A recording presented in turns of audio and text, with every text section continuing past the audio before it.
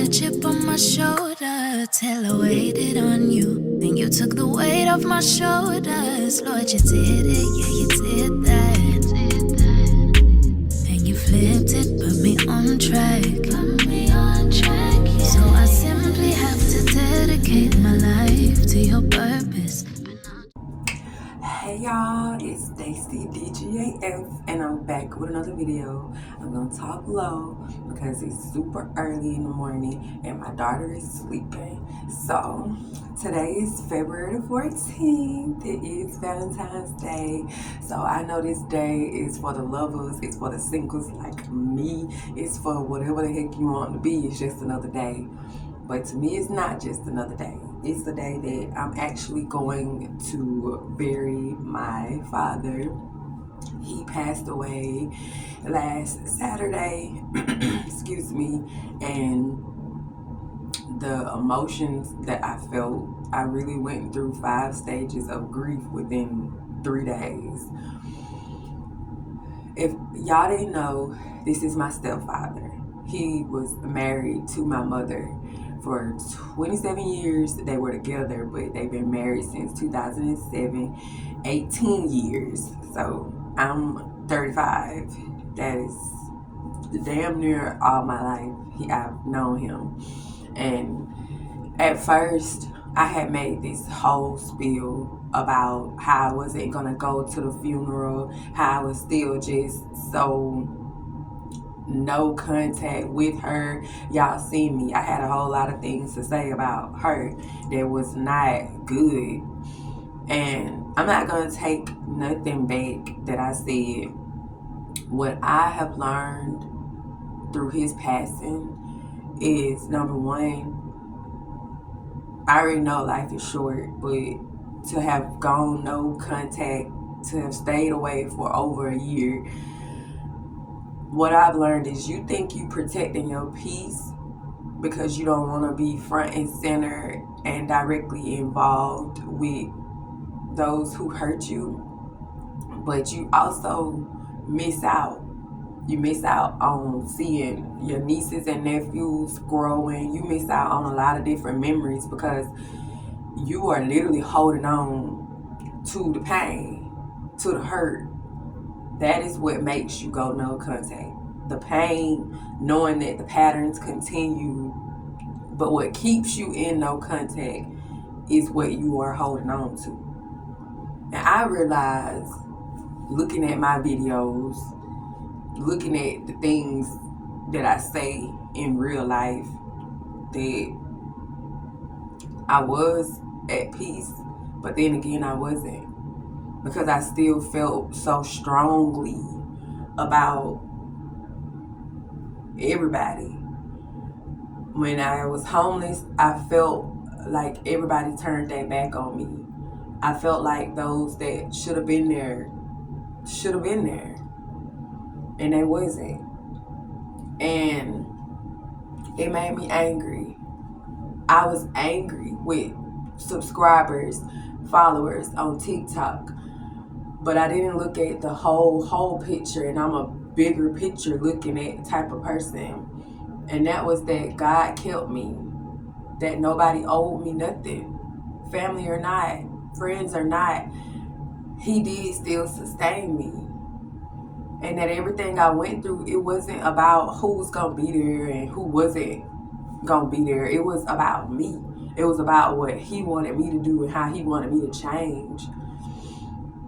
I'm stepping back into her life because I really had it in my mind, I'm never gonna talk to her again. But I don't wanna just be that mean. She lost her husband, regardless of how I might feel, regardless of what I might know. And I am not lying, y'all. I recorded a whole video breaking it down, going the fuck off. I'm not lying. And I ain't posted. I went to see him at the viewing yesterday. And here I am not talking to them the whole year, both of them. I didn't say nothing to neither one of them. And I consider both of them my parents.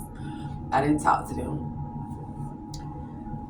And he's laying up there in the casket, and above him is pictures playing with the music, and there were so many pictures of me with my family, with him. And it just did something to me, because it's like, even though I ain't been talking to them in a year, I still was a significant part. And what I also know is that I've always been the backbone. So that's why I hurt more when my family turned against me. But I don't want to miss out on my nephews and my nieces growing up. And I've watched them through social media just growing the fuck up. And that ain't how I want to be. I ain't never been no social media parent, no social media auntie. I've always been hands-on. Going back to me is not going back and picking up everybody's burdens and picking up everybody's problems and trying to be there for everybody. It helps my mental health to not be isolated. It helps my temper. It helps my daughter. She get to be around her cousins. And I just have been on this different thing. Like I told y'all before, God really works on me. This is not easy for me to do, but how long am I going to stay away? People have stayed away. I feel like people weren't going to come back to me because people know me. They know how I am. So they was going to stay away. It was going to have to be up to me. And I got my big girl drawers on. And I'm the one that's going to be the one to go back, because I wouldn't want her to sit over there by herself knowing her husband's not coming back, and he was her main person every day. And I don't know how I would be if I was married and I lost my person. And I feel like, yes, death brings people together and death separates people, but I was already separated and he died. So take it from me. Are you no contact and still holding on?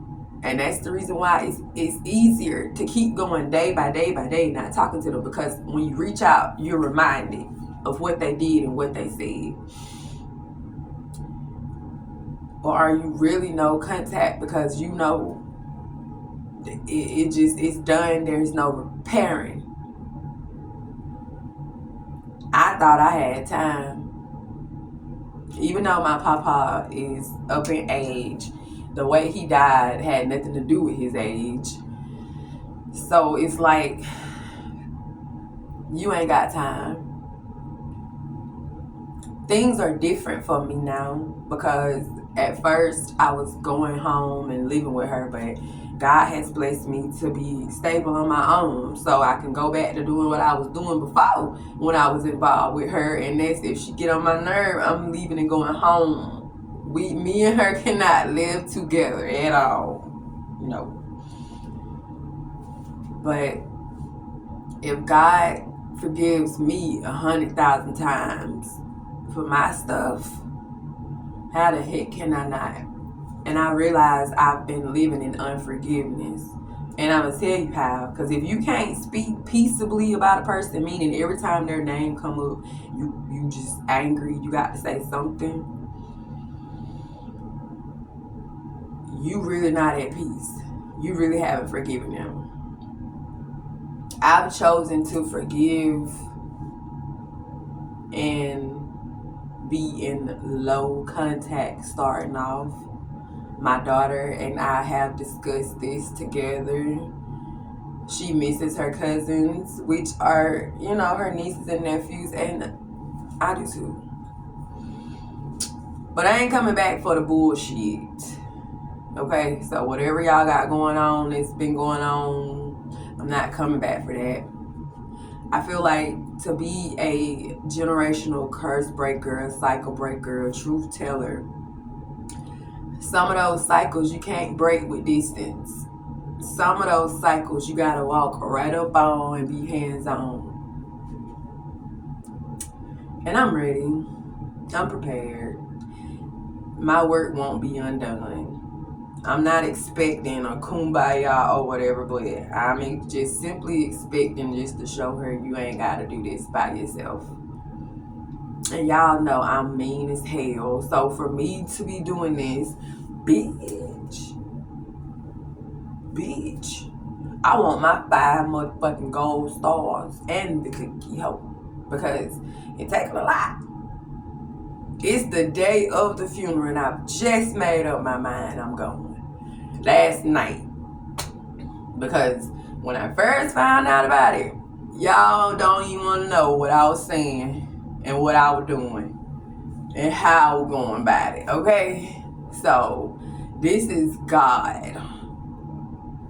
And I look good for Papa. I did my hair for him. He looks good. My Papa looks really good. I'm ready to go. See him off.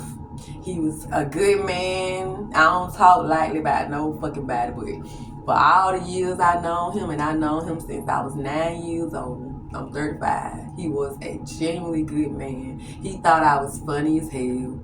Okay? Because I am funny. But he was really a good ass man, kind-hearted man. And I'ma love him and miss him for fucking ever. But I'm gonna handle the business that's down here because I feel like he gone now because he know I'm alright. He stuck around for them homelessness years, getting them calls. I was calling him every now and then periodically to say, I'm alright. If you worry about me, I'm alright. Don't tell her I called, but I'm okay. Real good man. An upright man. And that's how I'm gonna remember him. I don't do funerals, y'all. This is the first funeral I done went to since my grandma passed. And that was 2014. I have not went to no funerals since then. I don't do funerals. I don't do them. They're sad. They take a lot out of you. So I don't go. I like to remember people for who they are.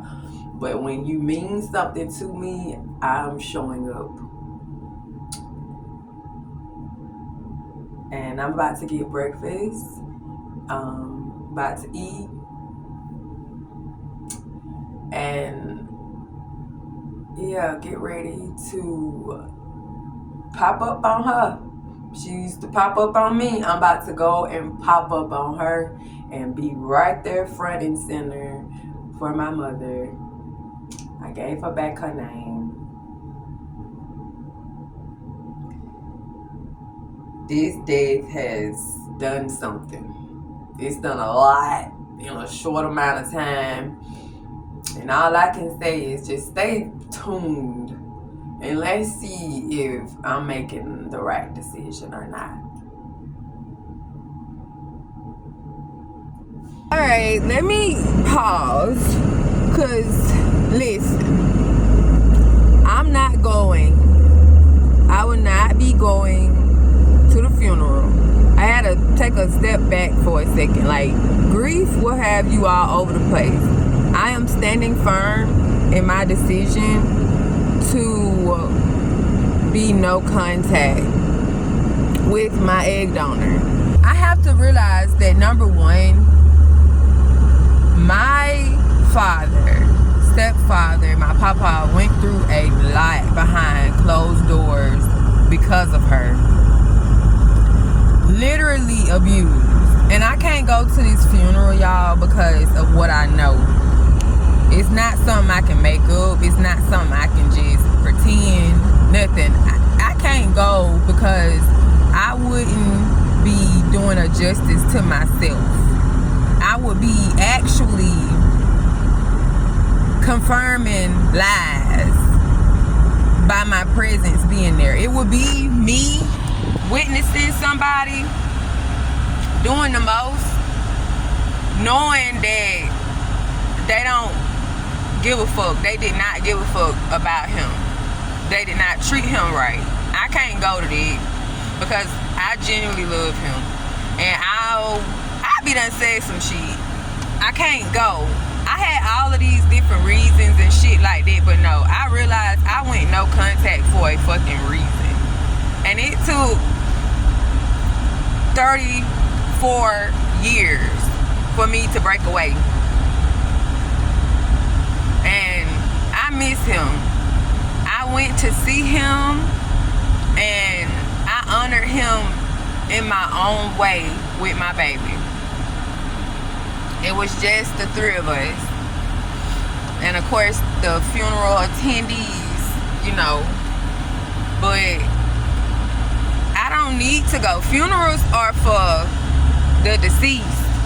I paid my respects to him when he was alive. I treated him kind. I never once said, you ain't my daddy. This is a man I knew for 27 years. And for 27 years, I watched him get beat the fuck down. I watched all of it. And I'm not about to go to that funeral. Me not going is me being kind to myself. It's nothing to do with her. I have to remember that, yeah, remembering things may keep me away, but no, it keeps me safe. It's not mean not to go to this funeral and show up at her house and try to be there for her, because I know it's gonna quickly turn into me being an emotional punching bag again. I can't forget that she turned the whole church, family, and community against me and told people all these lies. I can't forget it. I can't act like she didn't mistreat my baby. This no contact had nothing to do with him at all. It had everything to do with her. I cannot let my empathy, because I'm actually a real person with feelings that actually feels, I can't allow that to make me jump back into the hellfire. I cannot do it. I can't act like I didn't do 3 years of homelessness and mental torture and separation from my daughter, and she stepped on my neck harder like she wanted me dead. I can't act like the mental and verbal abuse and the financial abuse and everything that she took my papa through didn't happen. That she killed him without touching him. I kid y'all not, I had a whole video where I was really going the fuck off when I first found out, but I ain't gonna post that one. But I'm not deleting nothing and I'm not going back. This really shows, because I'm not even gonna delete the first portion. This just shows you how when you done survived so much fucking trauma, you can really be in a battle with yourself, but you gotta stand firm on your fucking decision. Like, she ain't did shit. It's just me remembering that all this shit happened. I will not be a participant in that lie. I will not honor him that way, because I'd rather stay home and celebrate my Valentine's Day with my daughter than to show up there and honestly possibly show my ass when she up there doing the most. Because she don't cry. She only cries when it's a family gathering that she got to speak, or a funeral. Anywhere she can be seen. And I've been grieving in private. I don't need no whole show. You know, I don't need a show. I don't have to go to the funeral. I saw him. He looked good. He looked more at peace than he ever has. He really did. It's like he got a slight smirk on his face. He really looked good. He did now. Just laying up there. I can rest knowing how peaceful he looks. He just looks like he just taking a nap. So I'm not going to that. I'm not breaking no contact. My nieces and nephews are old enough to see what's going on. And the ones that's not, and I have yet to be able to meet them, they'll see what's going on, and I'ma always be here for them whether I'm up on them or not. Like, I just really had to sit with that. But I will say that I am letting go of all the anger. I am forgiving, because I have just been holding on a lot. I've been holding on to a whole lot, because it's been so painful and so hurtful. But I realize holding on causes me to push other people away. It causes me to not even really give other people a chance in my life. And it's like, oh, you want to make new friends, you want to get married, but you just push everybody away. And that's not me. Like, I'm an outgoing person. I genuinely love people. I have a big personality, so I draw a lot of people in. But after the betrayal of her, my family, and those that I thought would be there for me, it just caused me to just look at everybody as a red flag, and the first little thing people do, I get them up out of there. But I ain't finna be like that, you know. What I am about to do, though, is get this money for my baby's field trip, get myself some flowers, possibly grill some food today in honor of him, because he used to really love to grill. He could make the best grilled food. Have myself some drinks, and keep fucking going, you know. Not let grief pull me back into dysfunction that I literally prayed so hard to get out of. I prayed hard to get out of it. And knowing that it's not mean to pick myself and to choose myself. That this is not mean at all. I'm not being mean because I'm not choosing her. I'm being kind to myself because I'm choosing myself. So, yeah. Also, I can tell when y'all really fuck with me or not. If you don't really fuck with me, that's fine. I ain't begging nobody to fuck with me, but you can stop commenting, because a lot of y'all will comment, or the same person y'all will comment, and you don't even come back to see if I responded. So I was like, dang, I ain't even finna respond because this person just want to be seen. You might think it's, oh, I'm supporting your video. Yeah. Are you? Are you? My papa passing away, I don't give a fuck about shit, about people, all that, but he for damn sure taught me to stand up for yourself. No matter how he was treated, he didn't treat people the way they treated him.